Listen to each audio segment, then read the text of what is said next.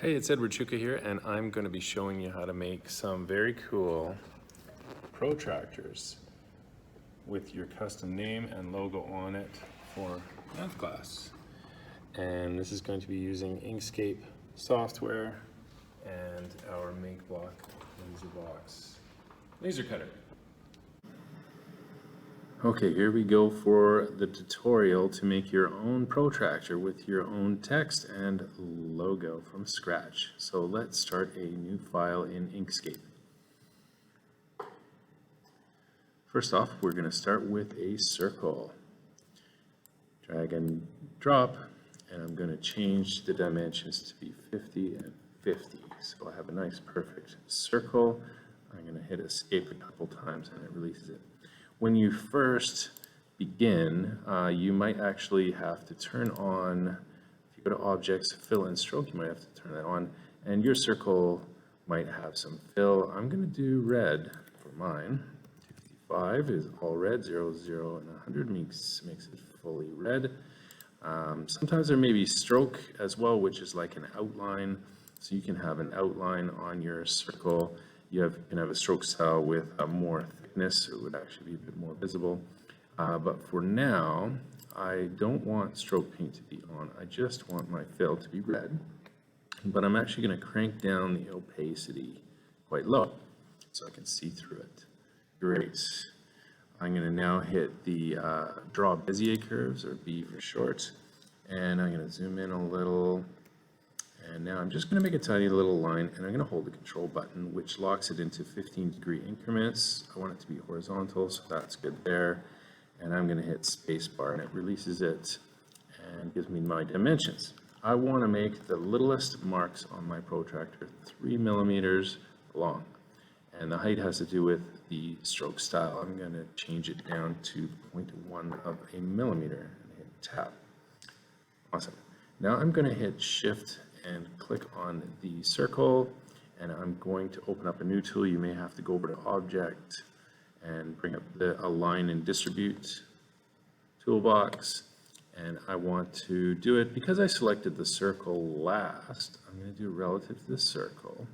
I want to align it with the midline, and then I also want to align it all the way to the right. And so now we have our first increment going right up to the edge of the circle. Excellent. Okay. So now I've got them both still selected. I'm going to group them. And then I'm going to bring up the Edit and Clone and create cloned tiled clones. Bring up that toolbox.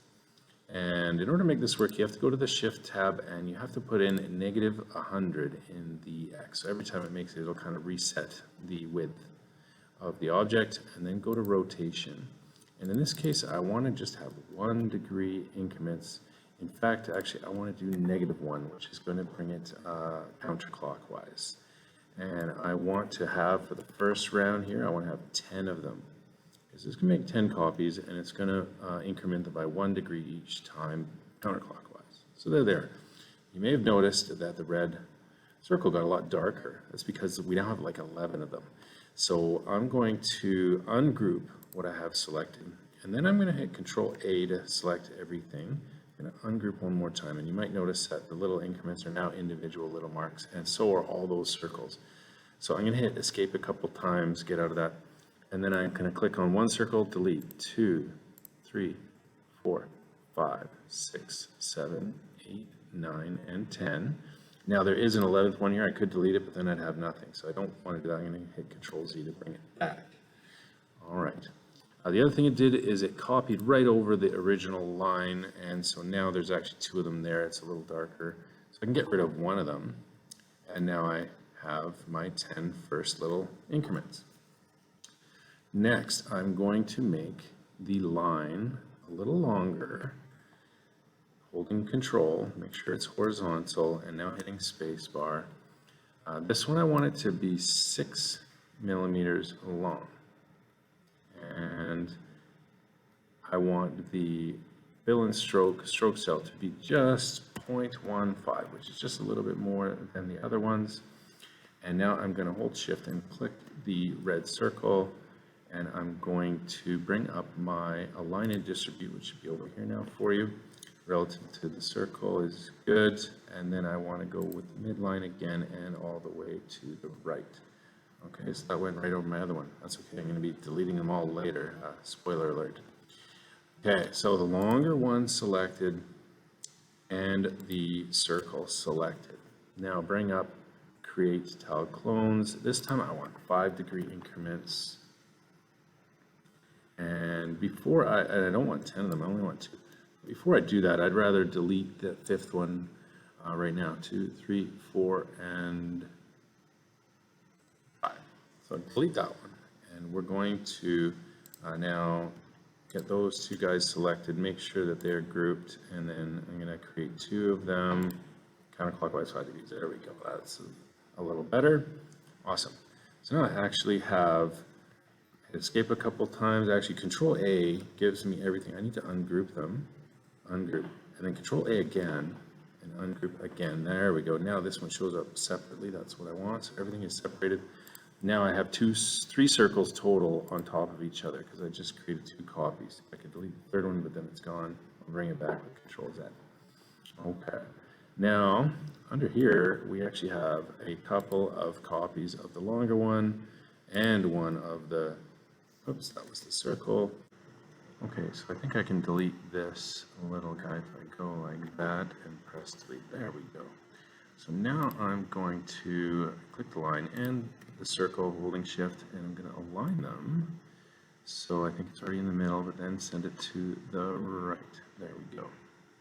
Okay, now I want to go Control A. No, actually before that, I gotta put my numbers down. So I'm going to hit the text tool, put it about right here, and I'm going to give it zeros just because zeros are nice and big and it helps me with my spacing.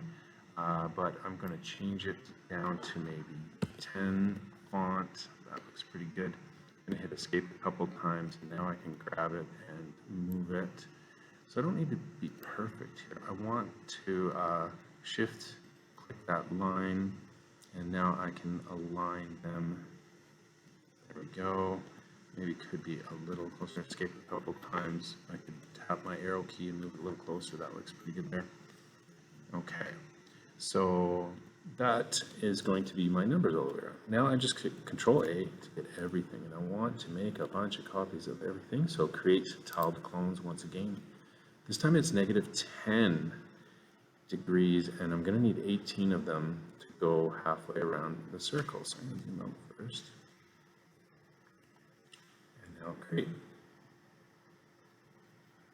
I have to group them first. Okay, so Control All and group, and then create. There we go. So now I've got all of my increments all the way around, but they're all grouped together. So I got to Control A, just make sure I got it. Ungroup. Control A, ungroup. Getting more and more things released. Control A, ungroup. Can't really go wrong with that one. You can't hit it too many times. So now I've got all these circles are separated. There's going to be 18 of them that I need to delete, and you can see how it gets lighter and lighter every time I do it. And it doesn't matter if you go too far and delete too many, because you can always bring the last one back with Control Z. And there we go. Now, I don't need this first one at all, in fact, so I'm going to get rid of both copies it made. This one, I'm going to get into the text tool, and I'm going to edit it. Backspace, and then space, and 10. That's my 10-degree mark. Backspace, then space 2 for 20. There we go. We don't need the 180. It's going to be right on the line. It wouldn't show up good anyway. Okay, I've got all those selected, all those finished. Now, there's going to be duplicate lines over here. I'm going to zoom in. So when it made all those copies, it copies over the first one. So it should be just 2 copies. So yeah, if I get rid of one, it's going to be good.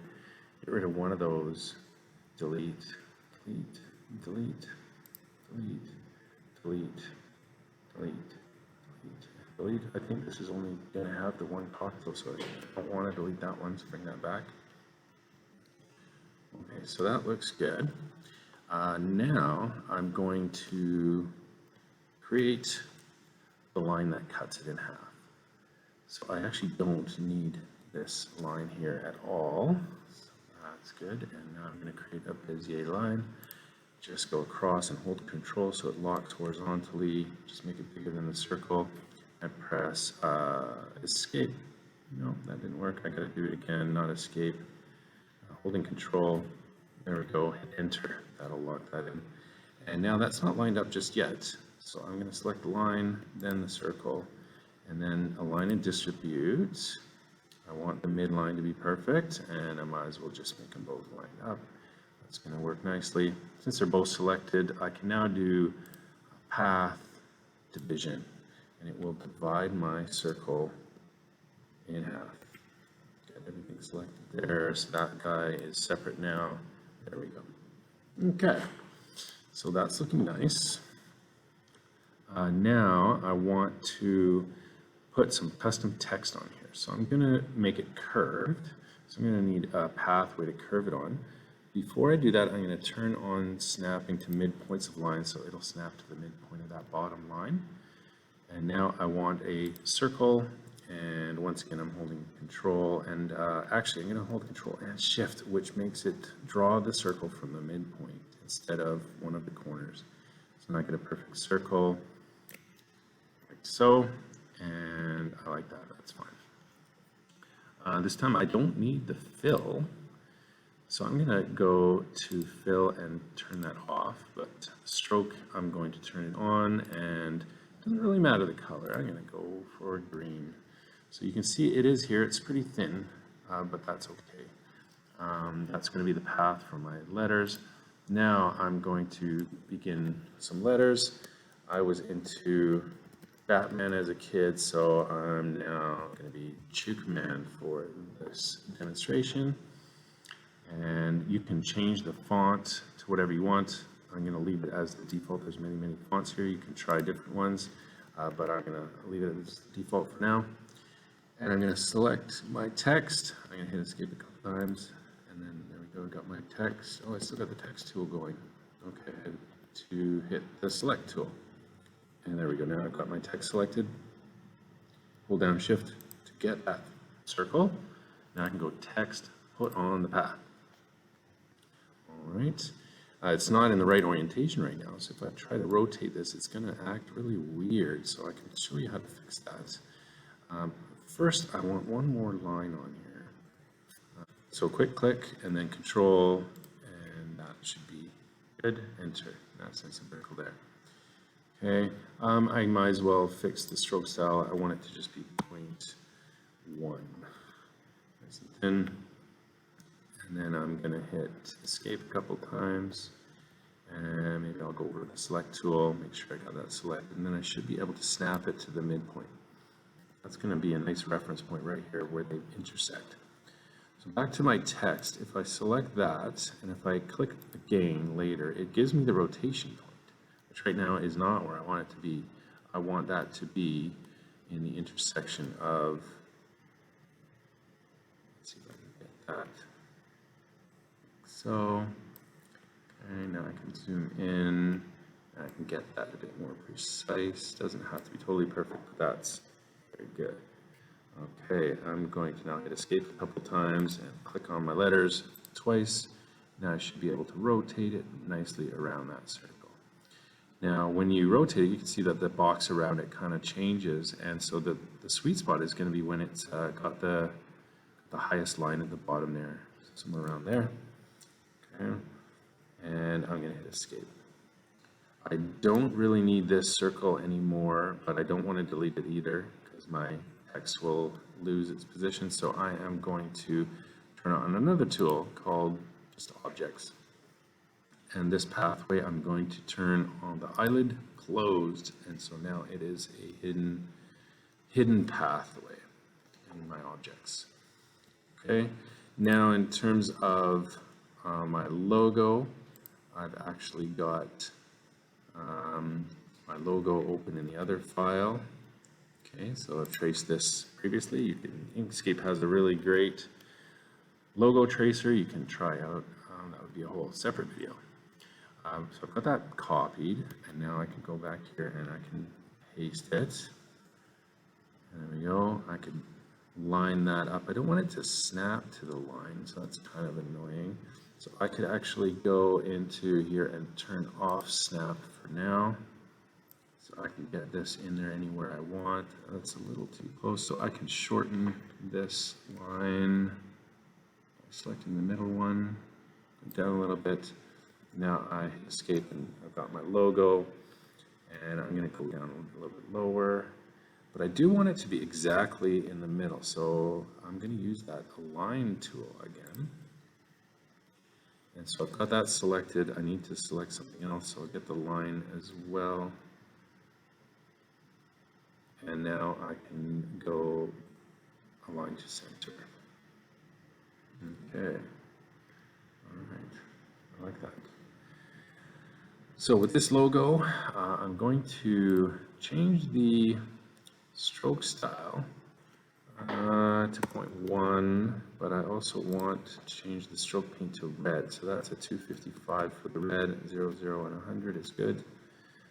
Okay, now back to my half circle shape. Now I do want a stroke because I don't want to engrave it, I want to cut it out. So stroke paint, turn it on, and once again that is pure red, perfect.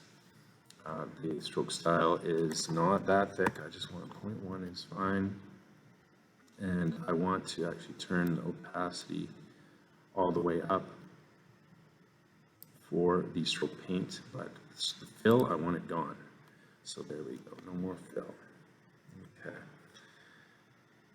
So this would cut quite nicely. It would actually do the outline of your letters. Actually, I think I need to do one more thing with the letters before it would do that. Actually, yeah, I think I do have to go to text, and I have to go to path actually and do object to path, and so that'll turn those letters actually into pathways rather than text. Okay, so the laser cutter would actually trace all those, but I actually want to do a bit more with these. I want to see what I have for stroke paint. I do want to outline it. The outline can be black as well. 0, 0, and 100. Okay, so that will actually create the line that I want. But now I'm going to do an extra trick. I'm going to go to edit, and I'm going to make a bitmap copy. Now, that makes something really pixelated, which is kind of ugly. So I'm going to go Control Z on Escape Lines, Control Z, get rid of that. The default settings on here for some reason are very low for your bitmap. So go to Preferences and go down to Importing Images. And so when it creates a bitmap, it only does 96 dpi. That's terrible. So I'm going to go to 300. That seems to be enough for me. And so I can get out of that now. And let's try it again. Select my letters, go to Edit, and go to Make a Bitmap Copy. And that's much better. So what it's going to do is it's going to actually engrave the bitmap. Then it's also going to trace the lines. So it turns out extra good after some experimenting. Now, these numbers, right now it would trace the outline of these, and I don't like the way it looks. I've tried it, it's not that bad, but I don't love the way it looks. So I want to select one of them and just go select same fill and stroke, which will get me all of my other numbers. And I can group them together. And then now I'm going to do the same trick where I go edit, and I'm going to go make a bitmap copy. Now, back to that objects list. I can find the text for all the group of text that I made. And I can actually turn off the eyelid. And let's see if that makes all the difference. Save, and then we can go back to LaserBox and import the same one. And that cleaned it up beautifully. Okay, I think this would be ready to go. The orange areas, it does engraving. It's more like stippling, and so maybe speed 80, power 50 seems to work pretty good. The black lines are going to be for your increments, and that's vector tracing, and so 80 and 30 seems to work good. And then the cutting out of the bat symbol and the outer border, I'm going to cut it out this time for the first time, should work nicely on those settings. So I'll take a picture of the final result and show it here.